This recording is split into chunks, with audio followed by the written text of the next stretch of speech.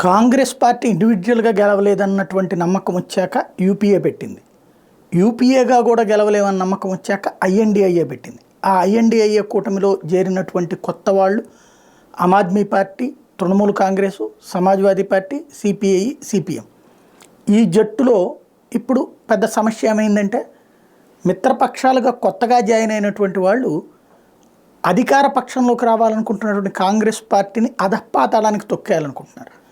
తమ రాష్ట్రాల్లో మేమే బలంగా ఉన్నాం కాబట్టి, పంజాబ్, ఢిల్లీలో ఆప్ బలంగా ఉంది కాబట్టి అక్కడ కాంగ్రెస్ పార్టీ తాము ఇచ్చిన 1-2 సీట్లు సర్దుకోవాలని ఆప్ అంటుంది.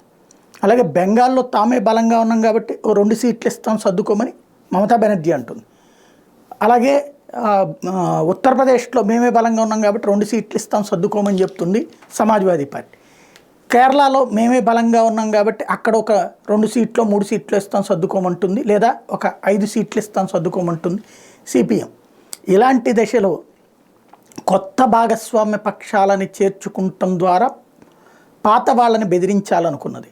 అందుకోసమని సమాజ్వాదీ పార్టీకి పోటీగా గతంలో శాసనసభలో ప్రభుత్వాన్ని ఏర్పాటు చేసినటువంటి బహుజన సమాజ్ పార్టీ నాయకురాలు మాయావతిని ఆహ్వానించారు. గత కొన్ని రోజుల నుండి ఈ వివాదం నడుస్తుంది. మాయావతి వస్తే మేము వెళ్ళిపోతాం అన్నటువంటి అఖిలేష్ ప్రకటనలు కూడా చూసాం. దాంతోపాటు ఆగ్రహం వ్యక్తం చేయడము చూసాం. ఇప్పుడు సీన్ కట్ చేస్తే మాయావతి కాంగ్రెస్ పార్టీకి షాక్ ఇచ్చింది. తాను పొరపాటును కూడా ఐఎన్డిఐఏ కూటమిలో చేరనని చెప్పింది. ఇది కాంగ్రెస్ పార్టీకి షాకింగ్ పరిణామం.